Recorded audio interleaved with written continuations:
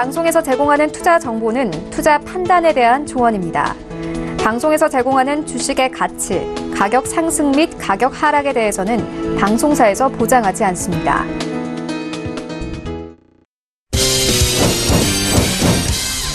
네, 오늘의 주요 헤드라인 소식입니다. 이재용 삼성전자 부회장이 방한 중인 마이크로소프트의 CEO와 회동을 가졌습니다. 이번 회동에서 양사는 인공지능과 5G 등 미래 성장 산업 핵심 분야에 대한 협력 방안을 논의하는 한편 향후 정기적인 기술 협력 및 경영진 교류를 실시할 계획이라고 밝혔습니다. 금융위원회가 우리은행의 지주사 설립을 인가했습니다. 이에 따라 국내 첫 금융지주였던 우리금융지주가 4년 만에 부활하게 된 가운데 국내 자산순위 5대 시중은행 모두 금융지주 회사 체제로의 전환을 완료했습니다. BMW 차량의 화재 사고 원인을 조사 중인 민관 합동조사단이 회사 측이 지목한 원인과 다른 문제의 가능성을 제기했습니다. 이에 따라 필요할 경우 리콜 대상과 규모를 바꾸는 등의 조치를 검토하는 한편 BMW 측은 이미 리콜을 통해 개선하고 있는 사안이라며 기존 입장을 고수했습니다.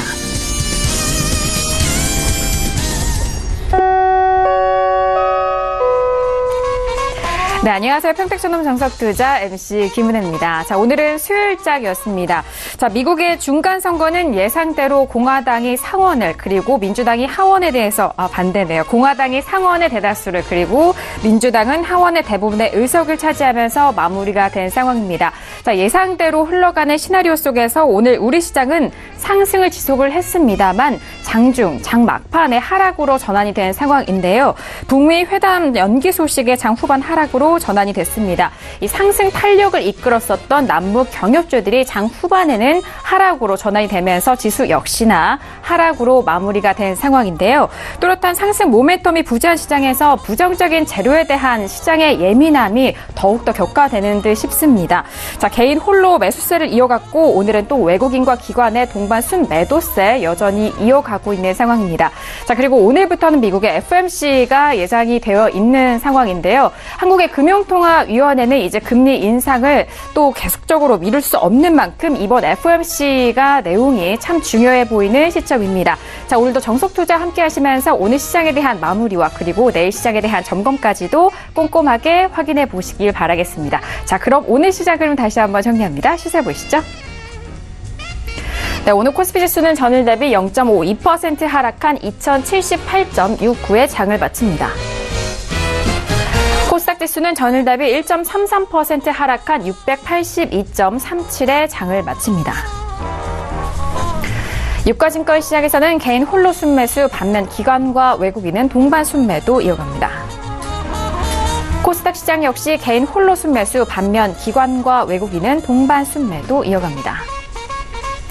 코스피 시가총액 상위 종목 확인합니다. 어제장 부진한 모습을 보여줬던 삼성전자와 SK하이닉스는 모두 반등에 성공합니다. SK하이닉스는 1%대 상승으로 78,000원에, 삼성전자 우선주도 역시나 상승으로 이어가면서 36,500원에 장을 마칩니다. 코스닥 시가총액 상위 종목도 확인합니다. 신라제는 연일 상승세 이어가면서 1.87% 상승한 76,200원에, CJENM은 하락으로 마감이 되면서 1.53% 내린 218,500원에 오늘장 마무리가 됐습니다. 네, 본격적으로 오늘장 정석투자 시작해보도록 하겠습니다. 수요일 저녁은요, 봉추선생 이강민 전문가님과 함께 이어가보도록 하겠습니다. 전문가님 어서 오세요. 네, 안녕하세요. 네, 반갑습니다. 자, 미국의 중간선거 개표 과정을 우리 시장 시간 내에 또 함께 지켜본 상황입니다. 자, 먼저 오늘 시장 어떠셨는지 인사 말씀부터 함께 들어볼까요? 네, 오늘 시장은 예상했던 것보다는 좀 강한 출발을 했었고요. 그리고 예상했던 대로 좀 조정을 받았다, 그 정도로 생각을 할 수가 있겠습니다. 사실 그 장 막판에 어떤 그 북한 변수로 인해서 지수가 하락했다, 그렇게 생각을 하시는 분들이 많을 것 같습니다. 그런데 어차피 추세적으로 꺾이는 장이기 때문에 이런 흐름이 좀 당연했다, 그렇게 볼 수가 있겠고요. 사실 오늘 약간 좀 과매도가 나온 듯한 그런 느낌이죠. 그런데 어제 흐름을 보면 어제는 과매수가 나왔었거든요. 그런 부분에서 어제 장이 예상했던 것보다, 정상적인 것보다 강한 상승이 나왔었기 때문에 조금 더 오버됐다는 거죠. 그래서 오늘은 약간 또 그 투자자들이 느끼기에 좀 약한 장이다 그렇게 느끼실 수가 있을 것 같은데요. 어떻게 보면은 정상적인 수치가 맞춰졌다 뭐 그렇게 보시면 될 것 같습니다. 그래서 큰 의미는 없는 그런 뉴스였고요. 장 자체가 약하기 때문에 이런 흐름이 나오는 겁니다. 그래서 지금 시장 자체가 좋지 않다는 것을 항상 인식하시고 대응하시는 게 좋을 것 같고요. 단기적인 반등의 고점에 대한 그런 고민만 필요할 뿐이고 지금 흐름 자체는 정상적으로 하락하는 게 맞다 뭐 그렇게 보고 있기 때문에 하락에 대해서는 크게 문제는 없었다 그렇게 보고 있습니다. 알겠습니다. 자, 일단 뭐 미국의 중간 선거가 지나간 상황 속에서 우리 시장에 대한 모습이 약했기 때문에 이런 흐름이 나오지 않았나라는 그런 분석을 해주셨습니다. 예상대로 공화당이 상원의 대다수를 그리고 민주당이 하원의 대부분 의석을 차지하면서 마무리가 된 상황인데요. 자, 그럼 먼저 1교시로 들어가 보도록 하겠습니다. 오늘의 1교시는 업종의 이해 시간 준비되어 있습니다. 이 시간을 좀 집중하시면은 업종에 대해서 좀 구분과 함께 각 업종의 특성과 특징에 대해서도 잘 살펴보실 수가 있을 것 같은데요. 자, 오늘은 어떤 업종을 배워볼지 궁금합니다. 봉철 선생님, 오늘 업종의 이해 시간, 무슨 업종을 배워볼까요? 네, 오늘 살펴볼 업종은 전기가스업입니다. 그래서 코스피 017번이죠. 전기가스 업종인데요. 흔히 우리가 그 유틸리티라고 하는 그런 업종입니다. 그리고 공공재 개념의 그런 업종이고요. 사실 전기가스업 같은 경우에는 투자자분들이 크게 관심이 없으실 수도 있습니다. 왜냐하면은 별로 재미없는 업종이에요. 사실 그 주가가 등락이 좀 강하게 나오고 그런 흐름을 보여야 투자자들이 좀 관심을 갖고 그리고 개인 투자자들 특히 이제 단기 매매하시는 분들이 많이 관심을 갖는데요. 그 전기가스 업종 같은 경우에는 그런 흐름이 아닙니다. 어떤 추세적인 흐름을 보고 접근하셔야 되는 그런 흐름이고요. 그리고 어떤 한번 추세가 정해졌을 때는 꾸준히 가는 그런 흐름이 나오기 때문에 그런 부분들을 좀 생각하시고 중기 투자하시는 분들은 반드시 또 직장인 분들은 반드시 이 관찰을 해야 되는 그런 업종이다 이렇게 말씀을 드릴 수가 있을 것 같습니다. 앞에서 유틸리티 업종이라고 말씀을 드렸었고요. 그리고 공공재 개념이라고 말씀을 드렸습니다. 그래서 어떤 그 국민의 삶과 직결된 그런 업종이기 때문에 상당히 중요하다고 볼 수가 있겠죠. 그래서 뭐 그런 부분들이 어떤 주가의 흐름에도 영향을 미친다 그렇게 보시면 될 것 같습니다. 그리고 특징적인 부분이라고 하면 역시 비제조업이라는 거죠. 물론 뭐 어떤 가스를 생산하고 또 열을 만들고 또 발전 설비에서 어떤 전기를 생산하고 그런 것들은 있습니다만은 우리가 흔히 생각하는 그런 제조업은 아니죠. 사실 그 어떤 제조업이라고 하면은 뭔가 제품을 만드는 그런 것들을 제조업이라고 하지 않습니까? 그래서 그런 부분과는 좀 다르다 그렇게 볼 수가 있겠습니다. 그래서 이 에너지라든지 열, 가스 뭐 이런 것들을 유통하는 그런 업종이 바로 이 전기가스업이다 그렇게 생각하시면 편하실 것 같고요. 대표적인 경기방어 업종이라고 할 수가 있습니다. 경기방어주라고도 하는데요. 이 경기방어주라는 것은 역시 또 지수방어주라고도 하지 않습니까? 그래서 지수의 흐름이 좋지 않았을 때 움직일 수 있는 그런 업종이죠. 우리가 최근에도 이 전기가스 업종의 흐름이 단기적으로 반등이 나오는 걸 보셨지 않습니까? 그래서 물론 한국전력이 강하게 반등이 나오면서 업종의 흐름이 나왔었는데요. 지수의 흐름이 좋지 않았을 때 이 지수를 방어할 수 있는 경기방어 업종이 움직인다는 거죠. 대표적으로 과거에는 제약업종이 있었고요. 바이오죠. 그리고 또 통신, 전기가스 이런 것들이 지수가 좋지 않을 때도 움직일 수 있는 그런 업종이다. 그렇게 생각을 하시면서 항상 관찰을 하시고 대응을 하시면 될 것 같습니다. 그렇기 때문에 지수가 꺾이는 상황에서 외국인이나 기관들이 이 가치주에 투자하는 경향이 있는데요. 그런 경향이 있을 때 그런 상황에서 그 매수가 들어올 수 있는 업종이 바로 전기가스 업종이다. 그렇게 설명을 드릴 수가 있을 것 같습니다. 그리고 역시 하는 사업들을 보면은 앞에서도 언급을 했지만은 가스, 전기, 열 뭐 이런 것들로 구성이 되어 있었어요. 그래서 일부는 또 외국인의 한도가 있는 그런 종목들입니다. 그래서 이 외국인의 한도가 있다는 건 상당히 중요한 업종이라는 건데요. 왜냐하면은 기간산업입니다. 기간산업이라는 건 국민의 삶과 직결되어 있고 국가의 어떤 그 흐름과 직결되어 있다는 거죠. 그래서 이 전기가스라든지 통신 이런 부분이 외국인들이 장악을 하게 되면은 지분을 많이 가지고 있고 또 마음대로 어떤 그 가격이라든지 이런 것들을 결정하게 되면 국민들의 삶이 굉장히 어려워질 수 있는 그런 부분이 있기 때문에 외국인들의 한도가 있는 종목들이 다수입니다. 그래서 그런 부분들이 상당히 국가의 어떤 그 경쟁력이나 이런 것들과 중요하게 직결되는 그런 업종이다. 뭐 그렇게 보실 수가 있을 것 같습니다. 그래서 이 업종은 역시 기간산업이기 때문에 그런 부분이 굉장히 중요하게 생각할 만한 부분이고요. 대박도 없고 쪽박도 없다. 그렇게 그런 특성을 이해하시면 될 것 같습니다. 무슨 말씀이냐면은 이 업종은 뭐 엄청나게 주가가 상승해가지고 대박을 준다거나 아니면은 회사가 굉장히 안 좋아져가지고 회사가 뭐 망할 정도로 좋지 않은 흐름이라서 쪽박이 나거나 그런 흐름이 나오지 않습니다. 왜냐하면은 기업 자체가 실적이 너무 좋다 보면은 국민들이 살기가 힘들어지거든요. 그래서 실적이 너무 좋아지는 것도 방치하지 않고요. 그리고 주가 실적이 아주 좋지 않게 변해서 기업이 완전히 정말 어려워지는 것도 그냥 놔두지 않습니다. 그래서 흔히 우리가 예를 들자면은 한국전력 같은 경우가 과거에 실적이 굉장히 안 좋았었는데 전기요금을 인상하면서 다시 실적이 좋아지면서 주가도 상승했던 그런 부분이 있거든요. 그리고 또 최근 들어서 이제 전기요금 때문에 대란이 일어나니까 전기요금을 낮추면서 어느 정도 그런 것들을 조절한다는 것이죠. 그래서 대박도 없고 쪽박도 없다 그렇게 보시면 될 것 같습니다. 그리고 경제가 망가지면은 실적이 나빠지는 특성이 있어요. 왜냐하면은 경제가 나빠진다는 것은 결국 국민들의 삶이 팍팍해진다는 거 아니겠습니까? 그래서 그랬을 때는 이 요금 자체를 낮추면서 국민들에게 좀 혜택을 줄 수 있는 그런 흐름을 보이는 업종이 바로 전기가스 업종이고요. 그리고 정부의 성향과도 상당히 연관이 깊습니다. 그래서 진보 성향의 어떤 정권이 들어섰을 때는 약간 실적이라든지 이런 것들이 조금 안 좋아질 수 있는 그런 경향이 있고요. 그리고 전반적으로 또 보수 정권이 들어섰을 때는 약간 실적이나 이런 것들이 좋아지는 부분이 있습니다. 그래서 이런 것들이 어떤 전반적인 특징이지, 다만 이제 경제 흐름이나 이런 것들이 정말 극에 달했을 때는, 정권과 상관없이 그렇게 움직임이 나오기 때문에 그런 부분들은 평균적으로 그런 흐름이 나온다. 그렇게 생각을 하시면 될 것 같고요. 가격 논리만 보고 접근하셔도 무난한 게 바로 전기가스 업종입니다.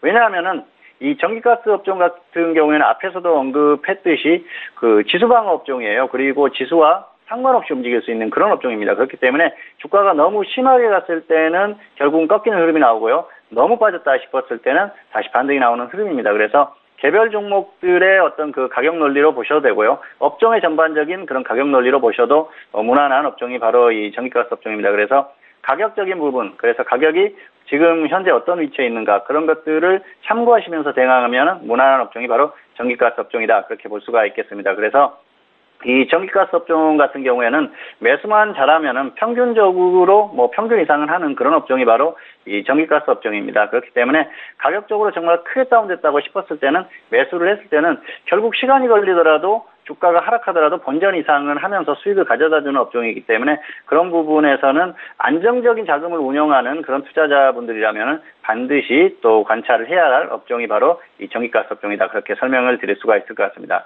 조금 더 자세히 설명을 드리도록 하겠습니다. 자, HTS를 보시면서 설명을 드리겠는데요. 자, 업종 지수가 지금 나오고 있죠. 그래서 지금 종목들을 보면 종목이 그렇게 많지가 않습니다. 경동도시가스부터 한국전력까지 있죠. 이 종목 수가 많지 않기 때문에 기업들의 흐름을 조금 살펴보는 그런 시간을 갖도록 하겠습니다. 자, 경동도시가스, 대성에너지, 부산가스, 삼천리는 아마 많이 들어보셨을 거예요. 가스를 유통하는, 도시가스를 유통하는 그런 기업이죠. 그리고 서울가스도 마찬가지입니다. 인천도시가스 같은 경우에는 인천 지역을 주무대로 해가지고 도시가스를 공급하는 그런 업체죠. 그리고 지역난방공사, 난방이라든지 또 열, 그리고 냉수 이런 것들을 공급하는 그런 기업인데요. 그래서 어쨌든 이 지역난방공사, 그리고 한국가스공사, 한국전력 이렇게 공기업들의 어떤 흐름은 굉장히 안정적입니다. 그래서 기업의 흐름에 대해서는 크게 걱정할 필요가 없는 그런 기업들이고요. 한국가스공사 같은 경우에는 LNG를 수입해서 지역의 도시가스 업체들에 공급을 해주기 때문에 실적이나 이런 부분들은 꾸준히 안정적으로 흘러갈 수밖에 없는 그런 기업이죠. 그리고 한국전력은 사실 설명이 필요 없는 기업이기 때문에 조금 있다가 또 기업의 흐름을 보면서 또 설명을 조금 더 드리도록 하겠고요. 자, 이 종목들을 관심 종목 안에 넣어봤는데요. 사실 관심 종목으로 이렇게 같이 살펴볼 종목들이 있고 업종이 있고 그렇지 않은 업종이 있는데요. 전기가스 업종 같은 경우에는 전반적으로 어떤 흐름이 보일 때는 비슷하게 움직이는 경향이 있기 때문에 같이 좀 살펴볼 필요가 있다. 그 정도로 설명을 드릴 수가 있을 것 같습니다. 자, 주요한 기업들의 흐름에 대해서 좀 살펴보도록 하겠습니다. 한국전력공사인데요. 한국전력공사에서 역시 가장 주의 깊게 살펴봐야 할 건 지분구조입니다. 지분구조를 보시면은 한국산업은행, 그리고 대한민국 정부, 국민연금공단. 자, 이렇게 봤을 때는 역시 정부 소유의 기업이다. 그렇게 보시면은 편안하실 것 같고요. 뭐 최근에 이제 원전 관련해서 원전의 어떤 가동률을 줄인다 이렇게 그런 뉴스들이 나오면서 실적이나 이런 부분에 대해서 좀 걱정이 되는 게 사실입니다. 왜냐하면은 그 비용이 더 많이 지출될 수밖에 없거든요. 그런데 아직까지 뭐 확실하게 그런 흐름은 아니기 때문에 실적이나 이런 부분에 있어서 뭐 크게 걱정할 만한 그런 상황은 아닙니다. 그리고 역시 앞에서도 언급을 했지만은 실적이나 이런 부분은 조절이 가능해요. 그래서 이 전기가스 업종은 뭐 크게 걱정할 필요가 없고요. 특히 한국전력 같은 경우에는 최근에 어떤 그 전기요금에 대한 국민적인 어떤 저항이 있어서 요금을 낮추면서 좀 실적이 안 좋아지는 그런 흐름이 있었는데요. 2016년 당시까지는 굉장히 흐름이 좋았었죠. 이전에는 실적이 좋지 않은 시기가 있었습니다. 그래서 2014년 이전에는 실적이 조금 좋지 않은 부분이 있었는데요. 그 이후에 전기요금을 인상하면서 흐름이 좋아졌었거든요. 그래서 언제든지 전기요금을 인상을 하고 그럼으로써 또 좋은 흐름이 나올 수가 있기 때문에 실적에 대해서는 크게 걱정할 부분이 없다. 다만 이런 지분 구조를 봤을 때는 전혀 걱정할 만한 그런 기업이 아니다. 뭐 이 정도로 설명을 드릴 수가 있을 것 같습니다. 네, 한국가스공사도 마찬가지입니다. 정부, 한국전력공사 그리고 국민연금이 거의 그 과반 이상의 지분을 가지고 있죠. 그렇기 때문에 크게 걱정할 만한 그런 그 이유가 없는 기업이고요. 실적도 굉장히 안정적이죠. 뭐 영업이익이 계속 좋게 흐름이 나오지 않습니까? 그래서 이런 부분들이 계속 이어진다는 것이죠. 결국은 그 가스를 독점적으로 수입을 해서 지역 난방업체들, 그 도시가스 업체들에게 공급을 하고 있기 때문에, 굉장히 그 편안한 사업 구조를 가지고 있다고 할 수가 있죠. 그래서 이런 기업들을 걱정하는 건 기우다. 뭐 그렇게 설명을 드릴 수가 있을 것 같습니다. 한국지역난방공사도 마찬가지입니다. 산업통상자원부, 한국전력공사, 서울특별시지 이렇게 최대 주주들이 대주주들이 이렇게 돼 있죠. 그리고 한국에너지공단까지 있는데요. 그렇기 때문에 이렇게 그 정부의 소유나 마찬가지인 기업들은 실적이나 이런 부분에서 크게 걱정할 필요가 없는 기업들이에요. 그리고 삼천리 정도를 좀 더 살펴볼 수가 있을 것 같은데요. 삼천리도 역시 그 도시가스나 이런 것들을 공급하는 그런 기업이죠. 그래서 뭐 발전 설비라든지 이런 것들을 가지고 사업을 영위하는데요. 실적 흐름이나 이런 것들이 굉장히 안정적으로 흘러가죠. 그래서 전반적으로 전기가스 업종에 있는 이 기업들은 흐름이 안정적이다. 뭐 그 정도로 보시면 될 것 같고요. 자, 부산가스. 역시 도시가스 기업입니다. 뭐 부산 지역을 그 주무대로 해서 하는 업체들인데요. 어쨌든 그 한국가스공사에서 가스를 공급받고 그리고 개인 소비자들에게 공급을 하는 거죠. 그렇기 때문에 거의 편안한 그런 흐름을 보이고 있다. 그 정도로 보시면 될 것 같습니다. 자, 차트를 보면서 조금 더 설명을 드리도록 하겠습니다. 자, 전기가스 업종인데요. 긴 흐름을 한번 보실까요? 그러면은 이게 어떤 특성을 느끼실 수가 있을 것 같아요. 물론 뭐 지수가 갈 때 상승하기도 했습니다. 2003년 이후에 상승했는데요. 2007년의 고점이고요. 2008년 여기까지는 평이한 흐름이죠. 지수하고 비슷했는데요. 자, 2010년이 고점이고 오히려 지수가 폭등했었던 2011년에는 저점을 기록했죠. 그래서 지수하고 상관없이 움직이는 것이죠. 그리고 그 이후의 흐름은 2016년까지 지속적으로 상승했었죠. 그리고 오히려 지수가 상승했었던 그 이후의 흐름은 계속해서 하락하지 않습니까? 이런 것들이 어떤 그 요금 인하에 대한 그런 흐름, 그리고 실적이나 이런 흐름, 그런 것들과 맞물려져서 움직이고요. 또 주가의 흐름이 너무 과도하거나 또 너무 과도하게 하락했을 때는 다른 움직임이 나온다는 것이죠. 그렇게 이런 움직임을 보인다. 그 정도로 생각을 하시면서 참고하시면서 대응하시면 될 것 같고요. 한국전력의 차트를 보시면은 거의 전기가스업의 차트입니다. 왜냐하면은 시가총액 비중이 워낙 높기 때문에 이런 흐름이 나올 수밖에 없어요. 그래서 한국전력 흐름이 이렇다. 그렇게 보시면 될 것 같습니다. 그리고 또 대표적인 기업들의 흐름도 좀 더 보도록 하겠습니다. 한국가스공사죠. 한국가스공사의 흐름을 보면은 역시 지수의 흐름과 크게 상관없이 움직인다는 걸 보실 수가 있어요. 자, 2011년이 역시 저점이었고요.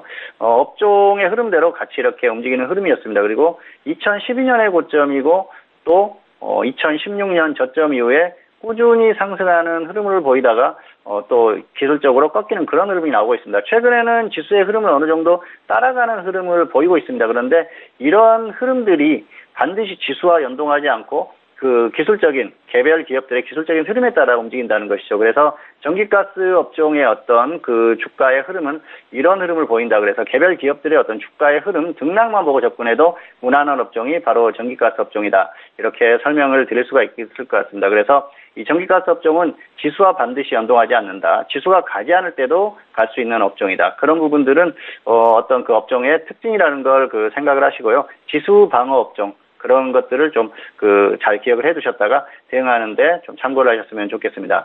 자, 마지막으로 주요한 기업들의 적정 주가를 한번 살펴보시면은 대부분이 굉장히 저평가되어 있습니다. 그렇기 때문에 이 기업들이 정말 조정을 크게 받았을 때는 매수할 만한 가치가 있다는 것이죠.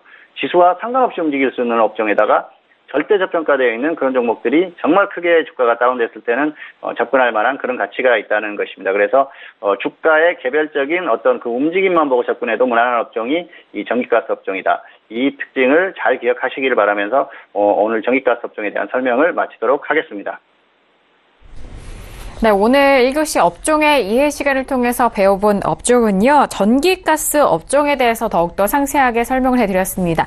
특징적인 부분은 지수와 반드시 연동되지 않을 뿐만이 아니라 일단 지수가 좋지 않을 때도 올라갈 수 있는 업종이기 때문에 눈여겨보셨다가 또 접근하셔도 좋을 것 같고요. 그리고 이 업종에 속해 있는 종목들의 흐름을 보려면 한국전력, 한국가스공사와 그리고 지역 난방공사 등으로 좀 볼 수가 있는데 대부분 저평가된 종목들입니다. 이 부분도 함께 참고해서 다음 시장 안에서 현명하게 대응해 보시길 바라겠습니다. 자, 이렇게 1교시 업종의 이해 시간을 통해서 배워본 업종은요, 전기가스 업종까지 정리를 해드렸습니다. 네, 2교시로 바로 넘어가 보도록 하겠습니다. 오늘의 2교시는요, 종목 현미경 시간 기다리고 있습니다. 이제 조금 더 디테일하게 종목에 대해서 구체적인 설명을 들어볼 시간인데요.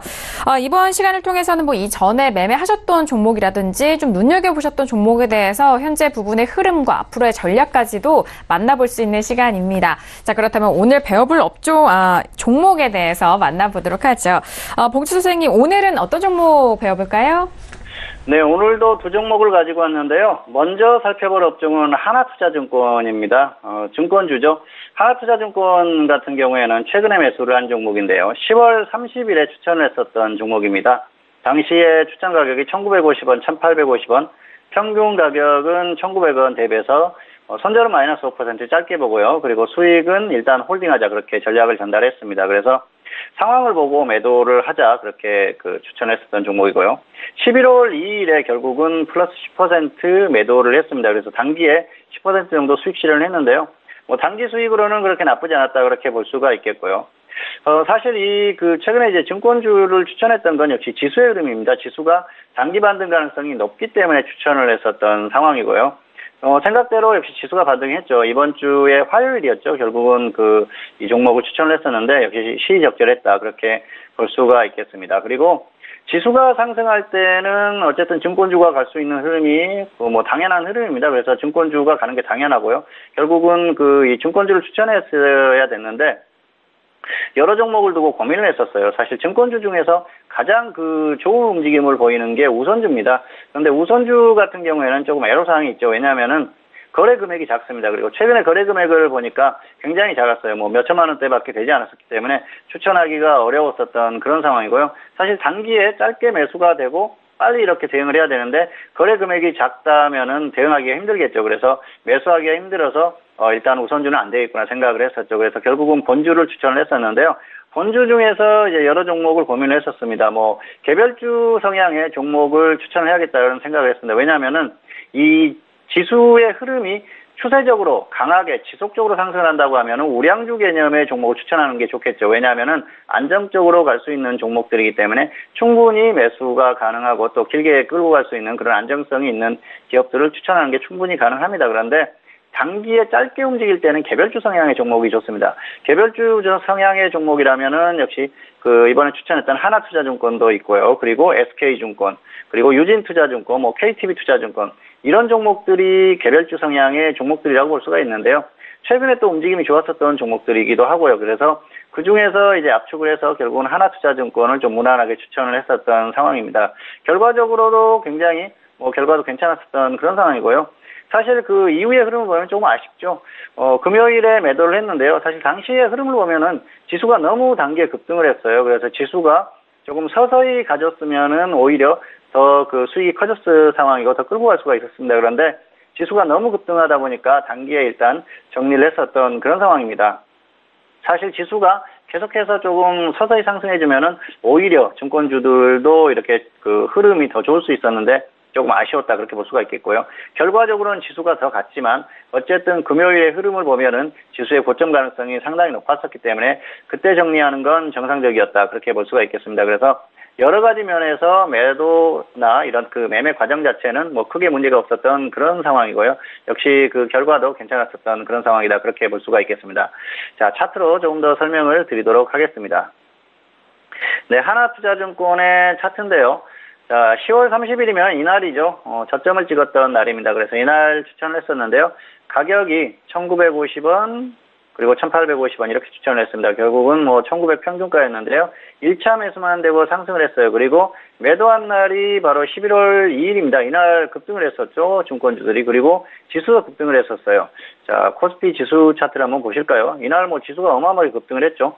결국은 그 금요일의 고점을 오늘 넘어가긴 했습니다만은 당시에 매도를 했던 건 크게 문제가 없었다. 그렇게 볼 수가 있겠습니다. 왜냐하면은 역시 그 지수의 흐름이 단기에 너무 과도하게 상승했었기 때문에 추세적인 하락 구간에서 단기에 과도하게 나왔을 때는 역시 지수의 고점 가능성을 충분히 생각할 수 있는 것이죠. 그렇기 때문에 이날 매도했던 건 뭐 크게 잘못된 그런 매매가 아니었다. 그렇게 볼 수가 있겠습니다. 결과적으로는 과정 자체는 문제가 없었고요. 뭐 결과가 조금 아쉽긴 합니다. 사실 오늘 조금 더 가긴 했죠. 그래서 이 수익을 조금 더 못 낸 거에 대한 아쉬움이 있지만은 뭐 결과 자체가 나쁘지 않았었기 때문에 크게 문제가 없었던, 그리고 과정 자체도 괜찮았었던 그런 매매였다. 그렇게 설명을 드릴 수가 있을 것 같습니다. 자, 두 번째 종목은 이녹스입니다. 이녹스는 코스닥 그 IT 부품 업종에 있는 그런 업종이죠. 그런 종목이죠. 이 종목 같은 경우는 최근에 추천한 종목은 아니고요. 작년에 추천한 종목입니다. 작년에 2017년 8월 9일에 추천을 했었던 그런 종목이고요. 당시 가격이 추천 가격이 2만원, 18,000원 이렇게 분할 매수를 추천을 했었습니다. 그래서 평균 19,000원 대비해서 선절 마이너스 10%, 수익은 플러스 20% 이렇게 보자. 그렇게 추천을 했었던 상황이고요. 그리고 이제 매수가 되고 나서 2차 매수까지 했습니다. 그 이후에 기준을 플러스 15% 목표 수익을 변경을 했었죠. 그래서 결과적으로는 8월 16일에 15%의 매도를 했었던 상황인데요. 당시 이제 기준 가격을 변경을 했던 게 1차까지 매수가 됐을 때는 그냥 상승했을 때는 탄력이 있기 때문에 목표 수익을 조금 더 가져갈 수가 있겠죠. 그런데 2차 매수가 되면서 낙폭이 좀 더 커졌기 때문에 수익을 조금 더 줄이는 그런 전략을 구사했습니다. 그리고 2차 매수가 되고 나서는 19,000원 평균가죠. 평균가의 절반을 매도하고 일단 대응을 했습니다. 왜냐하면은 주가의 흐름이 조금 더 약해진 흐름이기 때문에 평균가가 왔을 때는 절반을 매도하고 그 대응을 하는 것이 위험 관리 측면에서도 상당히 그 양호한, 용이한 그런 전략이었습니다. 그래서 결국은 그 전략대로 이렇게 잘 대응을 했었고요. 결과적으로도 수익은 15% 정도 수익이 나면서 괜찮았던 그런 결과를 가져왔던 그런 상황입니다. 이 종목의 당시의 흐름을 보면은 사실 그 기업이 분할되면서 이전에 엄청나게 좋은 흐름이 나왔었어요. 그리고 분할이 되고 나면서는 상당히 약한 흐름을 보였었죠. 좋았었던 건 역시 주가가 조정을 받을 때 섣불리 덤비지 않고 확실하게 조정을 받을 때까지 기다렸다는 거죠. 결국은 그 저점을 기록하고 반등이 나오고 나서 다시 한번 조정을 받았을 때 확실한 눌림목에서 접근했었기 때문에 안정적인 결과가 나오지 않았나 그렇게 생각을 할 수 있을 것 같습니다. 자, 차트로 조금 더 설명을 드리도록 하겠습니다. 네, 이녹스의 차트인데요. 이 종목을 추천한 게 작년 8월이었습니다. 그래서 8월 9일이었는데요. 자, 8월 9일 당시에 2만원에 추천을 했었는데요. 2만원이면 이날입니다. 8월 9일이죠. 그리고 결국은 18,000원까지 2차 매수까지 됐죠. 그래서 평균가 19,000원 이렇게 매수가 돼서 매수되고 나서 곧바로 반등이 나왔어요. 그래서 이날 그 곧바로 8월 16일에 15% 수익 실현을 했습니다. 그래서 단기에 짧은 기간에 수익 실현을 해서 굉장히 잘했다 그렇게 볼 수가 있겠는데요. 이 종목을 단기로 봤던 이유가 있습니다. 중장기로 보기에는 조금 그 어려운 그런 상황이었는데요. 왜냐하면은 자, 이전의 흐름을 보면은 이전에 이미 굉장히 그 큰 흐름이 나왔었어요. 그래서 중장기적으로 한번 상승이 강하게 나왔습니다. 그렇기 때문에 이런 종목을 중기로 끌고 가기는 힘들죠. 그리고 그 이전에 뭐 아래에서 상승한 부분은 그렇다 치더라도 향후 그 나중에 후반에 이렇게 움직였던 것들은 어떤 기업 분할에 대한 그런 그 기대감으로 상승했었거든요. 그래서 그런 부분들이 주가에 이미 다 녹아들어 있었고 이미 주가가 크게 상승했었기 때문에 이 종목은 일종의 눌림목에서 매수를 해야 된다는 그런 생각을 갖고 있었습니다. 그래서 눌림목에서 단기 접근 정도는 가능해도 중기적으로는 가격 멜트가 없기 때문에 어렵겠다 생각을 했는데 결과적으로는 단기 매매를 했던 게 아주 잘했던 상황이고요. 과정 자체도 굉장히 매끄러웠다 그렇게 볼 수가 있겠습니다. 그래서 이런 흐름들이 잘 어우러져서 결과가 좋았던 그런 상황이고요. 당시에 반도체나 IT 부품 업종이 굉장히 좋았습니다. 그래서 이 종목을 충분히 접근할 만한 그런 이유도 있었다. 그렇게 설명을 할 수가 있을 것 같습니다. 그리고 과정 자체도 아주 좋았던 그런 매매라고 생각할 수 있을 것 같습니다. 네, 오늘도 두 종목을 살펴봤었는데요. 이 종목을 매매하는 이런 과정들을 좀 생각하시면서 향후에 매매하시는데 활용하신다면 좋은 결과를 가져오지 않을까 그렇게 생각하면서 오늘 두 종목을 골라봤습니다. 네, 오늘 종목 현미경 시간을 통해서 알아본 종목은요, 하나투자증권과 그리고 이녹스에 대해서 다시 한번 짚어드렸습니다. 일단 지수와 연계가 상당히 깊은 증권주에 대한 부분, 하나투자증권은 앞으로 좀 지수에 대한 상황을 좀 봐서 대응하시면 좋을 것 같고요. 이녹스에 대한 부분도 마찬가지입니다. 일단 작년 8월에 또 추천을 했었던 종목이기도 하고 15%의 수익을 보였었던 종목이기도 한데요. 자, 일단 이녹스와 오늘 짚어드린 이 하나투자증권에 대해서 종목적인 특징을 다시 한번 좀 습득을 하시고 시장 상황에 맞게 이 주 종목에 대해서도 관심 종목으로 좀 구분하셔서 잘 참고를 해보시길 바라겠습니다. 자, 이어서 선생님 질문 있을 시간으로 넘어가 보도록 하겠습니다. 오늘도 다양한 질문들 접수 많이 해주셨는데요. 첫 번째 질문부터 만나보도록 하겠습니다. 자, 오늘의 첫 번째 질문은 끝자리 7222님이 보내주신 질문입니다. 웹제널 매수가 25,700원의 비중 100% 질문 주셨습니다. 먼저 오늘장 웹젠 종가 확인해 볼게요. 자, 오늘 웹젠은요, 약보합 마감이고요. 15,250원에 마감이 된 상황입니다. 지금, 매수가 대비해서 상당한 손실도 있으시고 지금 비중이 100%인데, 봉추 선생님은 어떻게 보실까요? 네, 일단 학점은 F고요. 현실적으로 중기 투자를 해야 된다. 이렇게 말씀을 드릴 수밖에 없을 것 같습니다. 그런데 사실은 반등하면 적당히 매도를 하셔야 돼요. 왜냐하면은 역시 지수의 흐름을 이길 수가 없기 때문입니다. 그래서 현실적으로 지금 시장 상황을 봤을 때는 마이너스 25% 정도 되면은 정리를 하시고 저점 이탈하면은 손절을 하시는 게 좋을 것 같습니다. 그런데 비중이 100%예요. 그래서 비중만 작다고 하면은 확실하게 이렇게 말씀을 드리겠는데 본인이 판단을 하셔야 될 수밖에 없습니다. 그래서 현실적인 중기 투자 최대한 고점 매도를 하자 이 정도로 말씀을 드리는데요. 정확하게 정말 현명한 전략이라고 한다면은 역시 반등했을 때 적당히 매도를 하자는 거죠. 본전 오기가 사실 쉽지가 않습니다. 그런데 비중이 지금 100%예요. 100%이기 때문에 본인이 판단을 하셔야 될 수밖에 없습니다. 여러 가지로 상당히 좀 잘못됐던 그런 상황이다 볼 수가 있겠는데요. 자, 차트로 조금 더 설명을 드리도록 하겠습니다. 25,700원에 매수를 하셨는데요. 매수가 여기입니다. 그래서 매수는 사실 하실 수가 있었어요. 여기 사실 수가 있었는데 100%라는 게 문제죠. 가격적으로 충분히 조정을 받았는데요. 계속해서 홀딩하셨습니다. 그냥 무조건 홀딩입니다. 계속 이렇게 홀딩하다 보니까 하락했다가 본전 근처에 갔을 때 좀 정리를 해줬으면 좋았는데 그렇게 못하셨고요. 결국은 마이너스 46%까지 홀딩했습니다. 지금이 거의 마이너스 40%예요. 흐름 자체가 완전히 끝났습니다. 그리고 게임주들이 흐름이 좋지 않습니다. 디지털 컨텐츠 업종의 흐름을 보여드리면 완전히 지금 흐름이 좋지 않아요. 그래서 이런 흐름들이기 때문에 개별 종목들의 흐름도 좋지 않을 가능성이 상당히 높습니다. 그래서 지금 상황을 봐서는 종목이 강하게 상승이 나오기 어렵습니다. 그리고 지수가 하락하면 여기서 더 하락할 수밖에 없어요. 그래서 본인이 잘 판단하셔서 대응을 하셔야 될 것 같고요. 향후에 매매하실 때는 반드시 기준을 가지고 대응하십시오. 그리고 한 종목에 100%씩 들어가는 습관은 고치시라 이 말씀을 드리고 싶고요. 현실적으로 본전이 오기 어렵기 때문에 반등할 때 적당히 매도하거나 하락하면 저점 이탈 시에 손절을 고민해 보시라 이 정도로 설명을 드리겠습니다.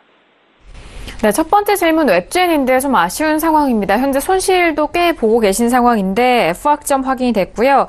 하락해서 저점 이탈 시 손절에 대한 부분과 반등했을 때 최대한으로 좀 매도적인 관점에 대해서 참고를 하시고요. 시장의 흐름에 따라서 잘 선택을 해보시길 바라겠습니다.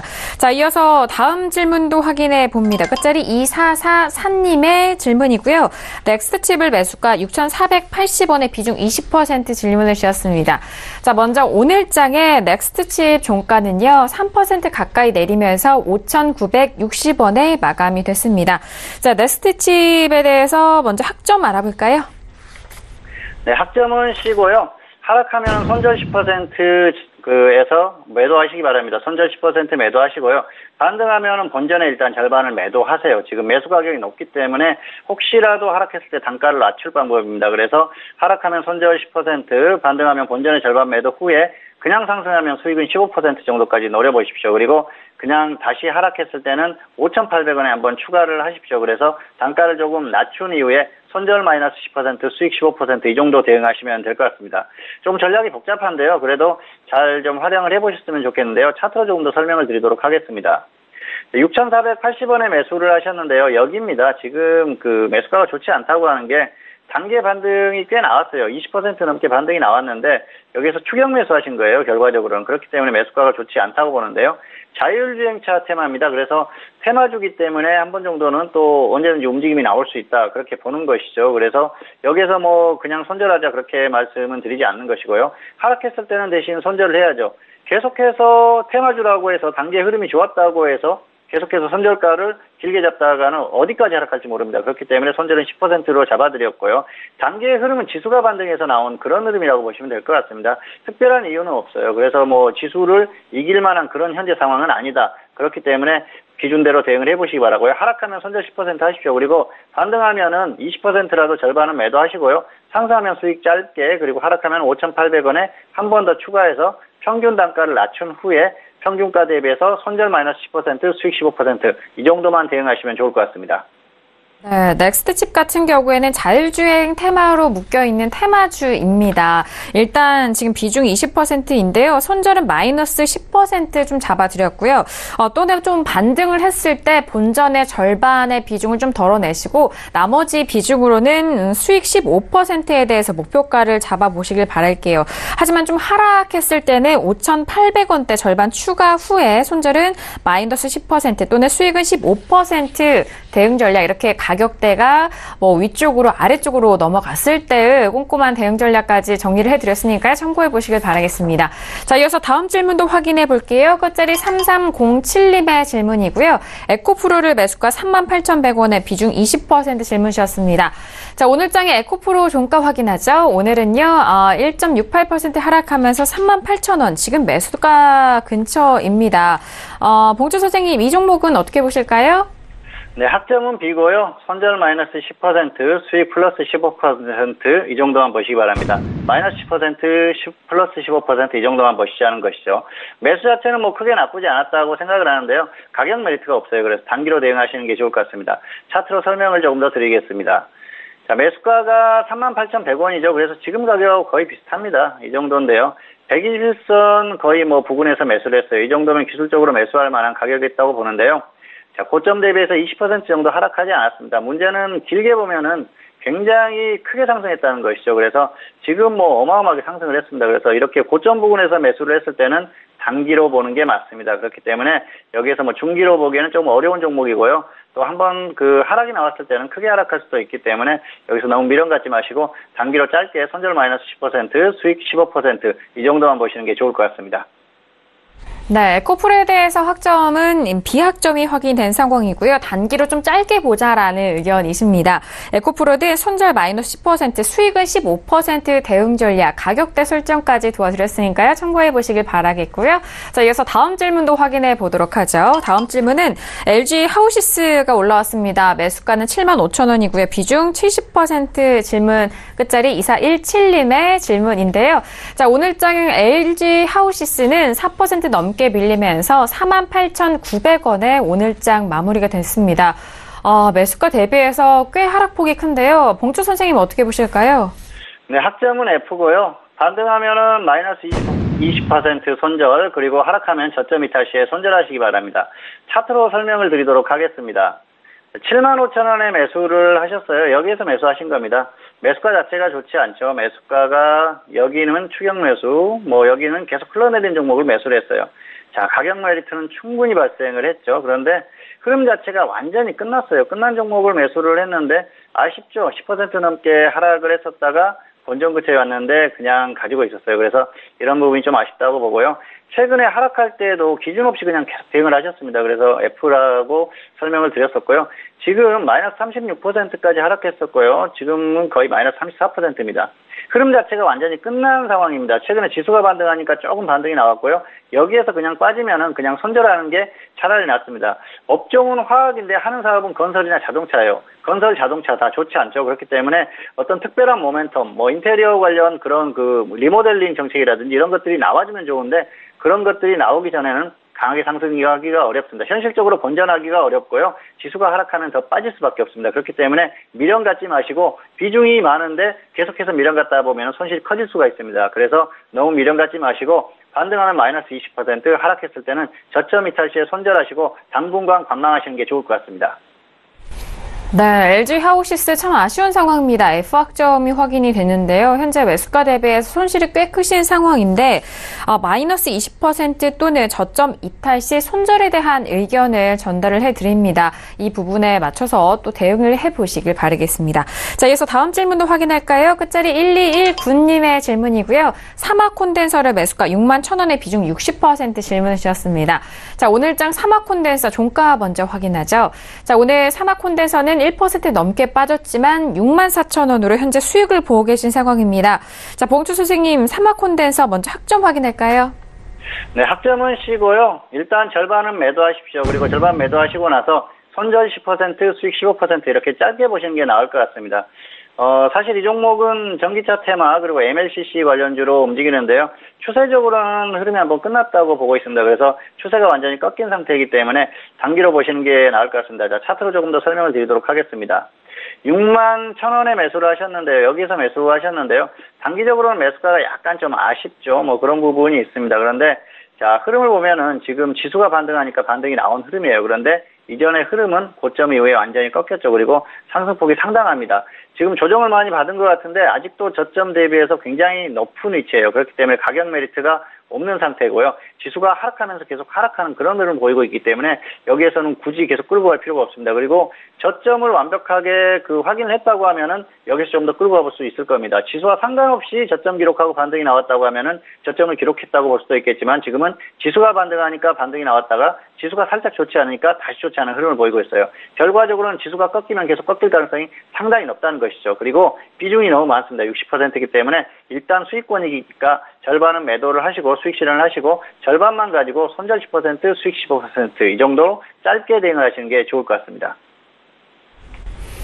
네, 사막 콘덴서 같은 경우에 C약점이 확인이 됐고요. 절반의 비중을 좀 덜어내시고 나머지 비중으로 손절은 마이너스 10% 그리고 수익을 15% 대응 전략까지 다시 한번 꼼꼼하게 확인해 보시길 바라겠습니다.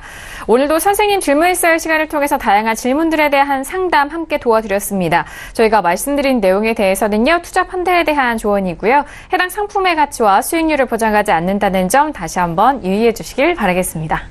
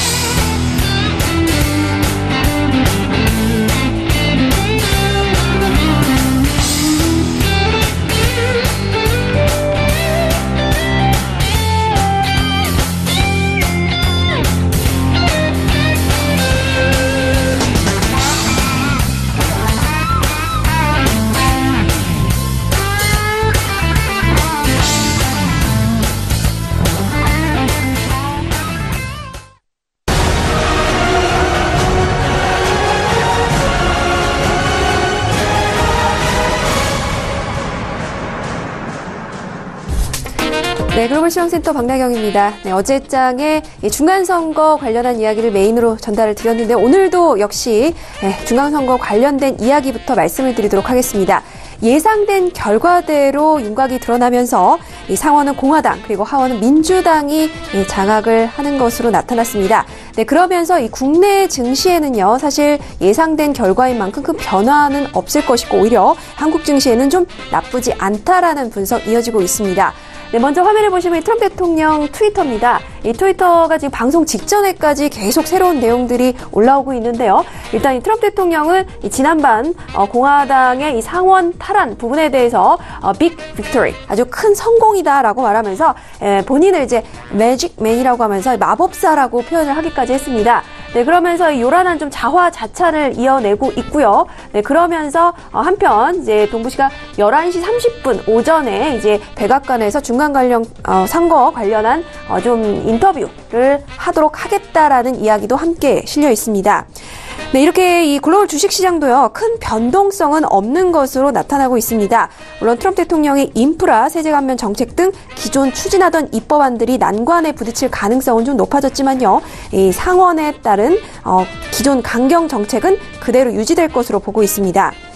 네, 그러면서 지금 뭐 하원이 세금을 비롯한 경제 권한을 갖고 있다는 점에서 이 경제 모멘텀의 약화와 또 일부 달러 약세도 좀 이어질 수 있겠다라는 기관 쪽 분석도 이어지고 있고요. 또 국내 이런 정치 추진력이 좀 약해진 트럼프가 이제 대외 정책에 집중하면서 이 대외 불확실성은 좀 높아질 수 있다라는 분석입니다. 하지만 경기 확장세가 기대치를 하회하고 또 대회 이 불확실성이 높아지면 연준이 이 기조 변경을 좀 검토할 수 있다는 점에서 주식시장에는 좀 나쁘지 않은 시나리오일 수 있다라는 분석도 이어지고 있습니다. 물론 무역전쟁과 또 FOMC 결과 이 부분이 계속해서 현재 진행형이다라는 부분 언급하고 있고요. 또 미국 연준의 FOMC와 비롯해서 한국의 옵션 만기일이 예정돼 있어서 이 변동성이 좀 커질 것이다라는 국내장 증시 이야기도 함께 들려오고 있습니다. 네, 한편 오늘은요, 중간선거 이슈에만 집중하면 될 줄 알았더니 또 다른 곳에서 사고가 터졌습니다. 네, 바로 이 북한과 미국이 고위급 회담을 하기로 했는데요. 바로 내일이었습니다. 하지만 지금 일제히 연기를 하겠다라는 보도가 나왔습니다. 물론 완전한 취소는 아니다라는 분석인데요. 그동안에 수혜를 받던 남북 경협주들이 좀 지금 타격을 받고 있는 모습입니다. 네, 그렇기 때문에 오늘 이 제목에서 보시다시피 외신 쪽에서 많은 기사들 나오고 있고요. 그리고 오늘 국내장도 이 코스피 지수도 0.52% 하락해서 2078.69에 마쳤습니다. 외국과 또 별도 기관 이런 팔자세 보였고요. 또 개인이 966원을 사들인 반면 외국인과 기관은 각각 순매도세를 좀 기록했다는 분석입니다. 네, 그리고 오늘 또 사실 오후 2시쯤에 이런 발표가 들려왔습니다. 네, 그러면서 오늘 주식 거래세 폐지를 검토할 수 있다는 발언에 장 초반에 좀 상승세를 보였지만 오후 들어서 기획재정부가 사실이 아니라고 반박하면서 다시 좀 상승분을 반납했다는 분석이고요. 또 코스닥 지수 역시 오늘 코스피보다 하락폭이 컸습니다.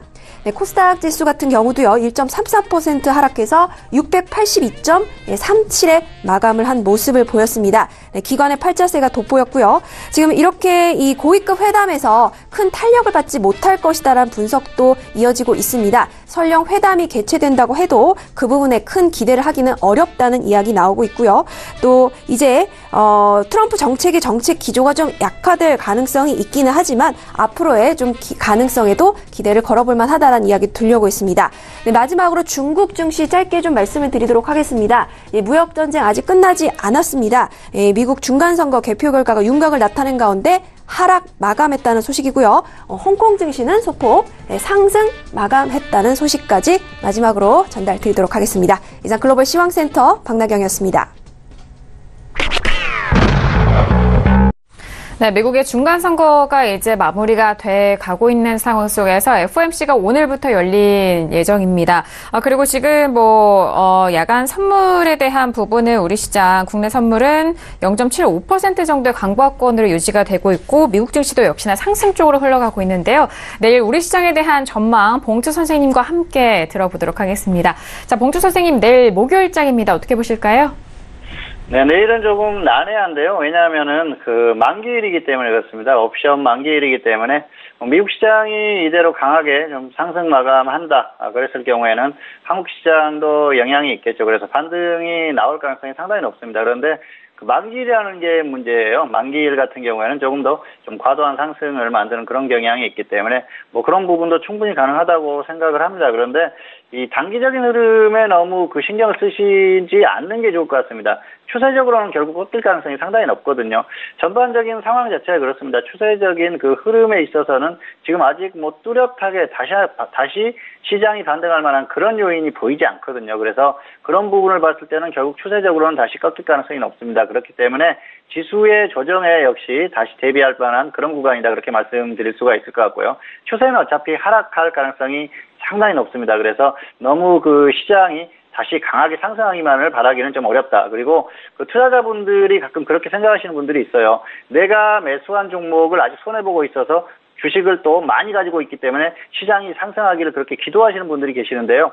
시장의 전반적인 흐름을 보고 판단을 하고 대응을 해야 됩니다. 그런데 내가 가지고 있는 내 상황하고 시장이 맞춰주지 않는다는 것을 생각을 하셔야 됩니다. 그래서 그런 부분에서 좀 아쉬운 부분들이 있는데요. 어쨌든 단기 반등은 조금 나올 수 있어도 추세적으로 반등하기는 어렵기 때문에 그런 부분을 생각하시고 대응하자, 이 정도로 말씀을 드리겠습니다. 네, 일단 내일 목요일장에 대한 부분은 또 만기일도 물려 있기 때문에 다시 조정에 대비할 구간에 대해서 좀 준비를 해보시고, 그리고 추세는 크게는 계속적으로 하락으로 이어가고 있기 때문에 큰 그림과 그리고 디테일한 세부 내용까지도 참고를 해보시길 바라겠습니다. 자, 오늘 함께 해주신 봉주 선생님과는 여기서 인사 나누도록 하겠습니다. 봉주 선생님, 오늘도 수고 많으셨습니다. 감사합니다. 네, 오늘도 정석투자를 통해서 다양한 소식들 함께 전달을 해드렸습니다. 저희가 말씀드린 내용에 대해서는요, 투자 판단에 대한 조언이고요, 해당 상품의 가치와 수익률을 보장하지 않는다는 점 오늘도 다시 한번 유의해 주시길 바라겠습니다. 자, 오늘 저희가 준비한 소식과 내용은 여기까지고요. 저희는 내일 이 시간 10시 다시 돌아오도록 하겠습니다. 함께 해주신 여러분, 오늘도 고맙습니다.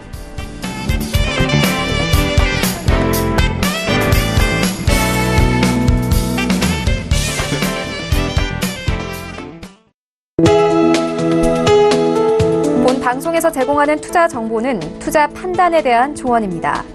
방송에서 제공하는 주식의 가치, 가격 상승 및 가격 하락에 대해서는 방송사에서 보장하지 않습니다.